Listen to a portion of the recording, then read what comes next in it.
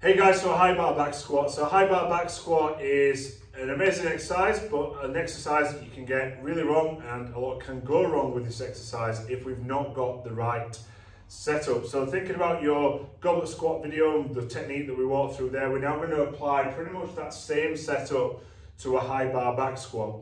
So once again, before we do any sort of lifting, we want to make sure that we're in a position that is optimal for us. So how do we find that? So the first thing that we're going to do is we're going to actually elevate our heels. Most people will need to do this because you might have a lack of ankle mobility. We use a squat wedge at our gym here at CMP, but you can grab some 2.5 plates, pop them under your heels.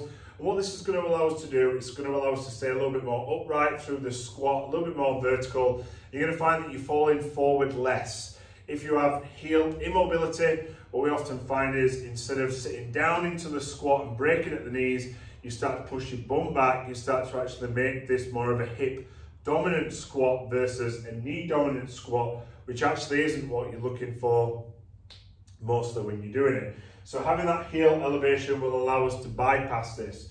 The second thing that we're going to do, we're going to walk up to the bar, but we want to find a point at which the bar is going to sit nicely on our upper back shelf. So if we're thinking about the upper traps in particular, we're actually going to have the bar sitting right across that upper trap. So if we did a low bar back squat, we're going to have that sitting on the rear delt. For most people, that's not going to be appropriate. We're only really going to use that in real strength-based programs, or if we're working with potentially a power lifter. So a high bar back squat, we're going to have the bar resting on the upper traps. Once we're there, before we do anything else, James is going to walk his hands in, and he's going to find a point at which he can no longer bring those hands any closer. Just come a little bit more. That's it. He's now going to grip the bar really hard. What this is allowing him to do is now access all of this upper back musculature. Before he does anything else, he's going to now flare his elbows. So his elbows are out wide. He's going to lift his head up. He's going to push his chest up and through. So he comes into thoracic extension. He's going to take the load.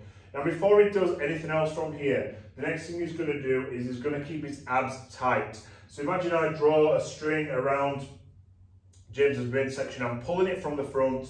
He now needs to pull hard and push hard against that string, and he needs to keep those abs solid throughout. His back's nice and solid, his elbows are flared, we've got that nice back structure to support the spine. The abs are tight, the abs are also going to work concurrently with the lower back muscles to stabilize that spine through this movement. Remember, this is a spinal loading exercise. So we have the weight right at the top, we want everything underneath to be solid, to be able to actually handle those load increases.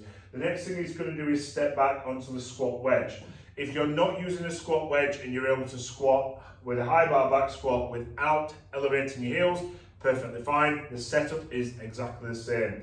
Now what James is going to do is going to keep everything tight through the upper body. He's going to imagine that he's now sitting down onto his heels. He's going to break his knee, coming down nice and slow. We're going to find a position where he can then hold that lift, keep everything tight through his abs, and he's going to drive the floor away. So imagine that you're driving the floor away, you're not just essentially doing a deadlift and thrusting through your hips or anything else like that. You're trying to drive through your heels, push the floor away, stand back up. One little thing to watch for, so James, as we go down, we want to find your active range where you're not seeing that pelvis tuck under. So for James, he needs to come slightly further up, which is here, and he's now going to perform his squat in that range of motion. So we don't want pelvic tucking. We want to keep the pelvis nice and secure as well. So that's a high bar back squat.